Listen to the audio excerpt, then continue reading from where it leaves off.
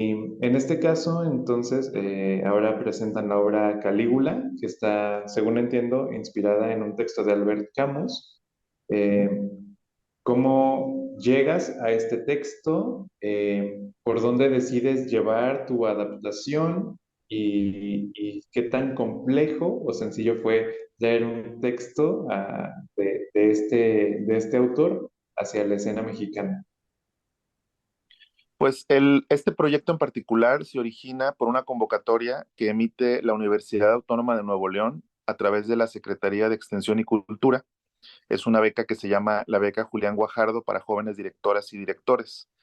Y esta beca lo que proponía es, por un lado, honrar el legado de uno de los pilares del teatro en Nuevo León, que es el maestro Julián Guajardo, que falleció hace un par de años, y al mismo tiempo, cómo hacer este homenaje a través de dar el impulso a la creación a jóvenes directores, eh, seleccionando de una terna de textos alguna de las obras que el maestro hubiera dirigido en vida. Entonces, en cada edición iba cambiando un poco esa terna. A mí me tocó participar en la segunda edición de esta convocatoria y fue creo que en 2022, 2021, 2022, finales de 2021 y principios de 2022.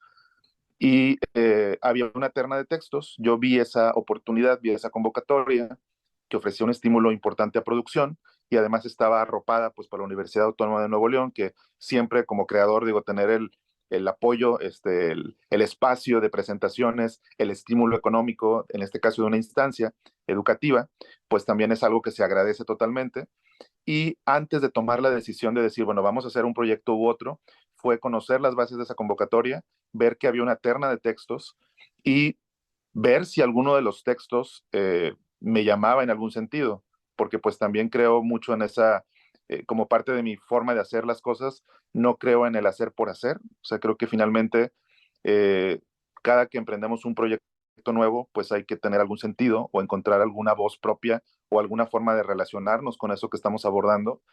y particularmente en este caso, que es adaptar un texto de otro autor o montar el texto de otro autor. Entonces leí los textos, recuerdo que estaba por ejemplo, 6 personajes en busca de un autor, estaba Crimen y Castigo, entre otros, y irónicamente el último texto que leí, eran como 7, 8 textos, fue Calígula, porque mi primer referente al ver el nombre de Calígula era esta película de los 70, me parece, de Tinto Brass, que era una película que, bueno, se regodeaba en el morbo, en el exceso, casi pseudopornográfica, me parece, o sea, una película de la que se habló mucho porque era muy polémica y que simplemente pues nos presentaba esta imagen de un tirano llevado hasta el extremo de la crueldad. En ese sentido, al ver el nombre dije, pues no me llama mucho, pero una vez que leo el texto, obviamente en leer la dramaturgia de Camus y darse cuenta de lo que está hablando y de cómo usa como pretexto esta figura del emperador romano para hablar de muchas otras cosas, me compró totalmente. O sea, recuerdo muy particularmente la escena en la cual dije, este texto me está hablando poderosamente, quiero intentar proponer una propuesta de dirección para ganarme esta beca. Y fue una conversación que sucede al principio de la obra entre el presidente, entre el emperador romano, que es Calígula, y un allegado que es Helicón.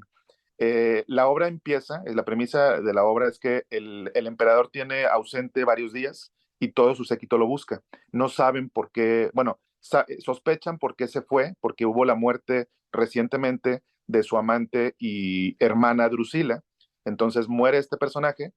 el emperador se va de palacio y la gente lo anda buscando y cuando regresa tiene esta pequeña conversación entre Helicón, que es uno de sus allegados, y en esa conversación Camus refleja algo que a mí me movió totalmente y dice una de las frases más importantes de la obra. El personaje de Calígula se da cuenta de que las personas mueren y no son felices y que a raíz de esta terrible pérdida que lo conmociona, él va a perseguir lo imposible. Es decir, es una especie de encuentro, de revelación de este personaje que quizás en ese momento, digo, pues tiene todo el poder porque es el gobernante, es el monarca. Sin embargo, no tiene el control sobre la naturaleza, no tiene el control sobre la vida y la muerte. Y el reflejarse con eso, el encontrarse con la muerte, con este elemento desgarrador de la pérdida de alguien muy querido lo hace darse cuenta de otra cosa, de decir, bueno, ¿cómo consigo lo imposible? Y a partir de ahí, el autor plantea como esta locura progresiva del personaje y esta sacudida de todos los valores y todos los cimientos de la sociedad, de la comunidad, por esta búsqueda de lo imposible. Entonces, al leer esas frases que hablan como de una parte filosófica, existencial, de este personaje enfrentado al sinsentido de la vida, ahí me llamó y dije, esto totalmente tiene un punto de partida para que yo como director, como creador, como dramaturgo incluso, pueda hacer algo con esta obra y con mi equipo de colaboradores. Entonces les planteé a algunos de los colaboradores con los que ya tenía de antemano previsto hacer esta propuesta, si por ahí iba la idea, y finalmente encontramos muchas posibilidades, porque por un lado, la obra habla de un ejercicio del poder absoluto llevado hasta los extremos de la crueldad, pero por otro lado, es una visión trágica de un personaje enfrentado al horror del sinsentido de la vida, de cómo hacer sentido de la vida finalmente. Y, eh, y pues fue que tomé la decisión de aplicar esta convocatoria, finalmente recibo el apoyo. Eh, y de ahí pues planteamos una propuesta. Dije también, bueno, ¿cómo dialogar con un texto? Finalmente es una adaptación escrita, perdón, es una obra escrita hace casi 80 años. Albert Camus la escribe en el contexto de la Segunda Guerra, entonces es muy interesante también analizando un poquito el contexto de la obra, que la escribe antes de la Segunda Guerra y posteriormente revisa el texto después de que acontece la Segunda Guerra. Y hay dos versiones. La primera versión no es tan fácil de adquirir, o sea, nada más hay hay versiones en francés de una primera versión de Calígula en 3 actos, y dicen los análisis de esta obra que hay un gran cambio en cómo plantea al personaje de Calígula y el mismo discurso de la obra en el antes y el después de la Segunda Guerra. También el contexto en el cual se escribe, pues es una Francia ocupada por el régimen nazi. Entonces, mi interpretación es esa, que ante el horror de lo imposible, este autor plantea un discurso de las consecuencias del exceso del poder de un monarca llevado hasta el extremo, y que incluso Camus utiliza a, a Calígula como un pretexto. Finalmente, Calígula tiene hasta tintes hitlerianos en el propio personaje que nos plantea Camus. Y yo, con ese mismo argumento, yo también había visto recientemente o años atrás un artículo que comparaba a Donald Trump con Calígula, digo, llevado a un extremo muy al extremo, pero también diciendo, bueno, en las figuras políticas de la actualidad también hay ciertas relaciones con el pasado en cuestión de los abusos del poder o de los extremos o del absurdo de toda esta vida política que puedan tener los personajes que nos gobiernan. Y en ese sentido dije, bueno, si Camus está usando como pretexto, en cierto sentido, a Calígula, porque la obra no habla tanto de lo específico, del horror de su imperio, sino más bien de este desgaste y, y el corromperse de un monarca, pues también vamos a usar como pretexto este mismo texto, esta misma versión de esta obra, y vamos a ver cómo juega con el presente, cómo dialogamos con este texto de hace 80 años, viéndolo bajo el prisma de nuestra realidad política, de nuestro presente. Ese es el ejercicio. Entonces, justo, sí, sí hacen esta adaptación, o sea, no es el texto literal de Es una adaptación de contexto, es una adaptación, vaya, y no es el Imperio Romano, es cualquier país en el 2023, o sea, podría ser. entonces no está planteada, digamos, en un contexto, ya sea Monterrey o México, sino es como más bien un punto, digamos, no abstracto, sino que pudiera ser cualquier otra ciudad.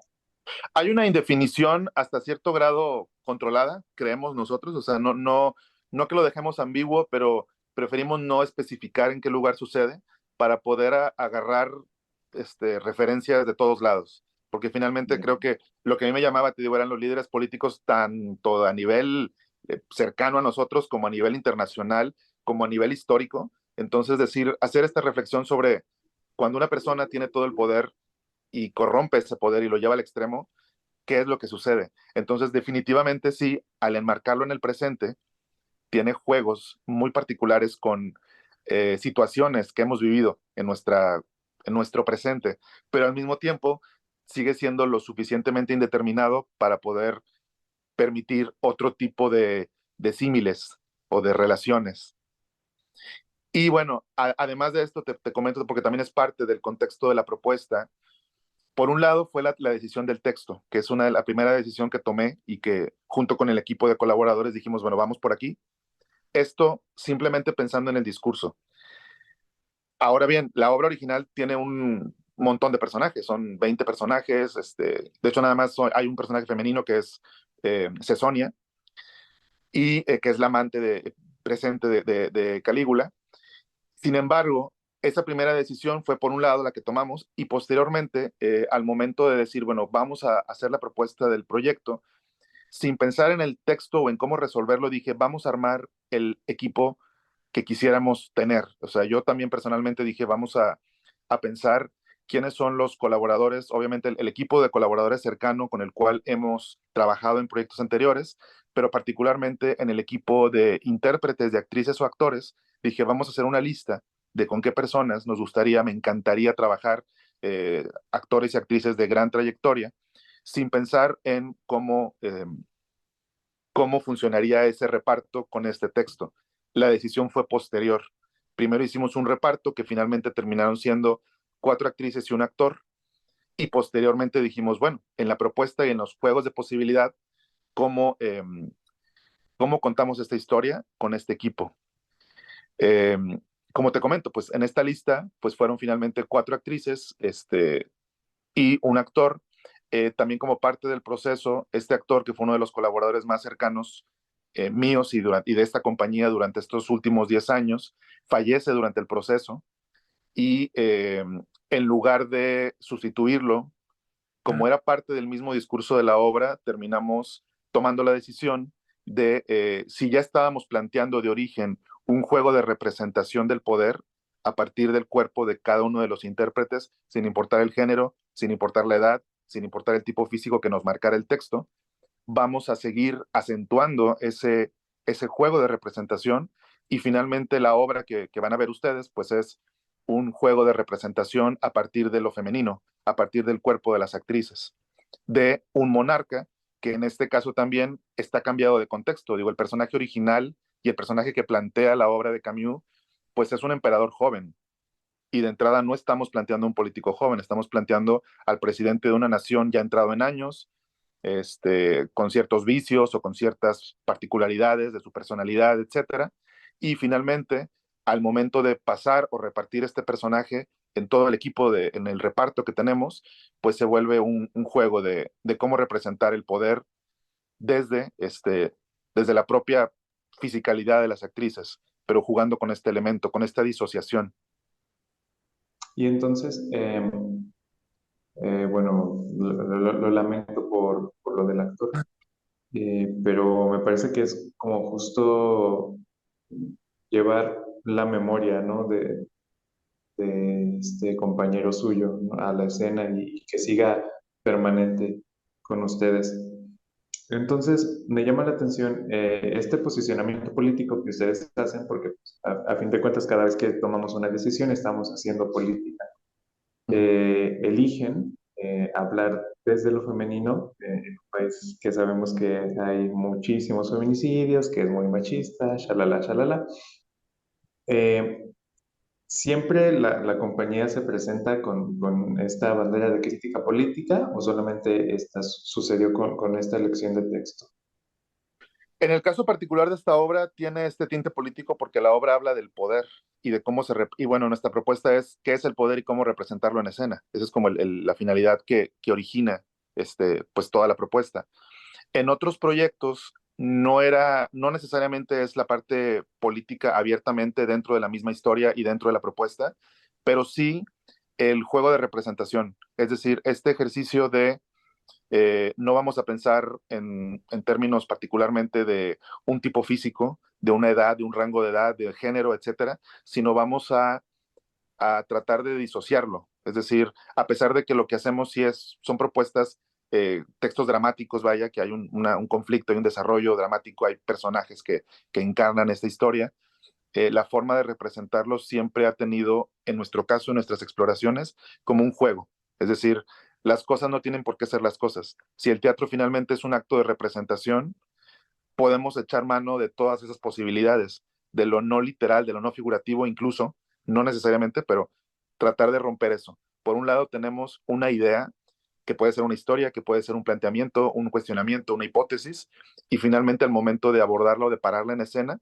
las herramientas pueden ser muchas. Y lo que a mí me atrae de ese acercamiento es no limitarnos, porque el texto marque algo, o porque nos diga que tenemos que hacerlo de tal manera, sino tratar de ver siempre como varios campos de posibilidad simultáneos y decir, bueno, una actriz haciendo un presidente que al mismo tiempo está basado en un actor que ya no está con nosotros y que nos remite a varias figuras políticas, pues ya se vuelve como un desdoblamiento de posibilidades en las cuales el espectador puede entrar también en diálogo con la obra y no se vuelve nada más como una cosa unilateral de decir, aquí está nuestro punto de vista, nuestra aproximación, sino vamos a construir algo en conjunto. Finalmente ese campo de ambigüedad, creo o quiero pensar que es lo que nos permite o que nos da la posibilidad de entrar en un diálogo con el espectador a través de la obra misma. Claro, hay una metanarrativa que se vincula, ¿no? Directamente con el fenómeno vivo, o sea, Sí, que es el teatro, y de cómo va modificando y evolucionando conforme va avanzando, ¿no? Y en claro. ese sentido, me gustaría preguntarte cómo ha sido la reacción que ha tenido el público. No sé si han tenido la oportunidad de salir de su ciudad o si solamente se han presentado en Monterrey y cómo ha sido la aceptación del público,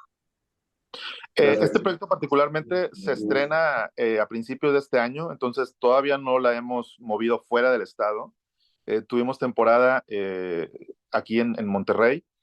y la reacción del público pues ha sido generosa en ese sentido de que creo que entran en este juego de la representación, de las relaciones que puede tener un texto de hace 80 años, filtrado obviamente por la adaptación que hago, pero con la realidad política en la cual estamos inmersos actualmente. Es decir, quienes la han visto, pues creo que siempre acentúan eso, es decir, este reflejo, esta pertinencia que tiene el texto, un texto que sigue vigente terriblemente por la realidad que vivimos, una obra que al mismo tiempo en este juego de que las actrices interpretan a un monarca y al mismo tiempo están cambiando de personaje porque hay un juego ahí con los personajes, pues también se vuelve un, una experiencia interesante en ese sentido. Entonces, eso es lo que nos han comentado, o sea, es disfrutable, es algo que te que vaya, no, es un humor ácido que llega hasta el humor negro y que te cuestiona, te confronta con una situación que vivimos y lo hace desde imágenes que pueden ser muy cercanas, muy particulares, muy inmediatas a nuestra vida, o al mismo tiempo con otras nociones atemporales que siempre han existido y que tienen que ver con eso, con el abuso del poder, con el ejercicio del poder llevado hasta sus extremos, con, con la búsqueda de, incluso también la parte filosófica que no está tan presente en la obra, pero esta búsqueda de lo imposible o la búsqueda de sentido, que también está por ahí dentro de la propuesta, pues también es algo que el espectador, quienes la han visto, no lo dicen, o sea, está interesante esta doble línea, este doble juego de interpretación por un lado, de retrato del poder por otro, incluso la parte que te comento ya extra diegética de la muerte de un compañero, que fue un pilar también del Teatro Nuevo León, pues también le da otra capa de significado, ya que esto sucede durante el proceso. Entonces, la partida de uno de nuestros compañeros, lo que hace para mí en ese momento es resignificar doblemente la propuesta misma, así como la obra inicia con un monarca que acaba de perder trágicamente a alguien muy querido, nosotros como equipo durante el proceso perdemos, así en un arrebato total de la vida, de lo inasible, a un compañero que era pieza medular del proyecto, tanto como actor, pero también como colaborador creativo, y el proyecto mismo se vuelve un ejercicio de búsqueda de sentido, de hacer sentido, no solamente con el tema de la obra, sino con el ejercicio mismo de representación que estamos haciendo. Entonces, eso también la comunidad en el caso de estas presentaciones también lo señalaba, o sea, está presente dentro de la propuesta misma. Y es algo que, pues que no lo han dicho, o sea, lo celebran porque es un doble homenaje. La obra nació como un homenaje a la beca Julián Guajardo, a otro gran creador de aquí de Nuevo León, y termina siendo también un homenaje al maestro Gerardo Dávila, que fue nuestro compañero y colega, y al mismo tiempo, pues todo lo que te comento, o sea, todas estas ventanitas de posibilidad eh, que pues están ahí, están latentes siempre. Claro, y bueno, lo que alcanzo como a notar en tu discurso es que no tratan ustedes de vender como este, digamos, gore que pudiera despertar o este morbo que pudiera despertar la figura de Calígula por lo que fue históricamente, ¿no? Ese personaje. Un ente sangriento, un ente tirano que generaba terror en todos, ¿no? Sino más bien una reflexión mucho más introspectiva y, y de cómo eso puede, eh, tiene una universalidad en el contexto actual. Eh, pues supongo que esta no es una obra para niños, ¿no? A fin de cualquier forma. Sí, no, digo, la temática la planteamos como adolescentes y adultos. Finalmente, sí, como bien comentas, no es regodearnos en el gore, porque te digo, eso es lo que incluso me alejaba del nombre del personaje cuando vi el texto. Y también entender un poco que el horror del exceso, del absurdo, actualmente, pues no está necesariamente, o sea, podríamos hacer la versión, sí, de un tirano que se volvió loco y sería muy claro el blanco y negro, ese binarismo de, pues sí, es el villano de la historia. Creo que hay algo mucho más complejo en retratar cómo los excesos del poder o los excesos del abuso del poder, pues pueden estar en otros lados que hemos normalizado incluso. Entonces creo que eso se vuelve más interesante y más terrorífico ya en un plano de darnos cuenta de eso. ¿Qué otras cosas hemos asumido como normales que tienen que ver con la disparidad, con la diferencia, con el poder, con el ejercicio, el sometimiento, eh, con nuestra misma estructura política o estructura social, etcétera, y que, y que están ahí y que somos parte de ese juego que jugamos todos y que nos mantienen este, pues en ciertas estructuras o en ciertas formas, en ciertas prácticas. Digo, finalmente la obra, como lo comentas, es política, es una reflexión también existencial sobre el sentido de las cosas, pero también sobre ese juego de cómo una persona que tiene la carta abierta para hacer lo que quiera, pues literalmente puede, como si fuera el titiritero, mover y deshacer a voluntad. Y qué sucede con todo ello? Algo también bien interesante de la propuesta es que no solamente la imagen del presidente cayendo en el hoyo cada vez más, sino también es todo el séquito que lo acompaña, cómo actúan frente a eso. Y hay otro concepto también, lo he visto en artículos como los yes men, o sea, el séquito de colaboradores que apoyan a una persona en algún puesto de poder, así sea político o cualquier otra índole, pero como también es un problema más allá de una persona, es un problema que se refleja más allá de la culpa es de este tirano, la culpa es de esta otra cosa. Es todo un sistema, es toda una estructura y es todo una cultura incluso. Es decir, si vamos a poner el dedo en la llaga y a señalar, vamos a analizar todos los factores que juegan en esa ecuación, en el por qué estamos como estamos o en el por qué tenemos lo que tenemos. Entonces, la obra también nos permite hablar de eso un poco, abrir una gran pregunta y lanzar hipótesis de hacia dónde puede estar la respuesta si es que la hay. Eso es más o menos como un ejercicio de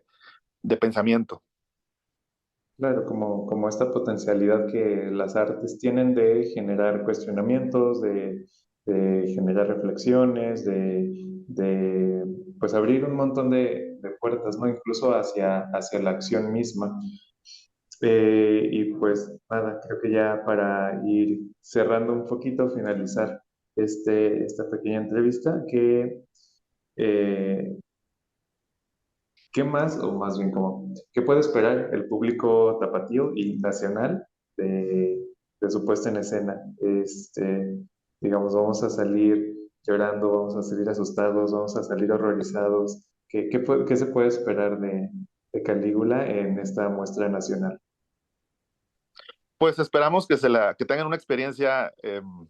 enriquecedora y simultáneamente pues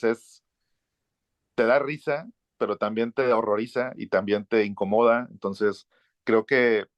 son muchas cosas las que están ahí jugando. Eso es lo que yo esperaría, que obviamente haya un disfrute, un goce de esta propuesta, de este acercamiento. Finalmente también el ejercicio de tener este cuerpo de actrices se vuelve un deleite verlas en escena porque es un juego de representación en muchos sentidos. Ellas encarnan, salen y entran del personaje de Calígula, salen y entran del personaje de sus demás allegados. Hay una adaptación también al presente, hay un diálogo con un texto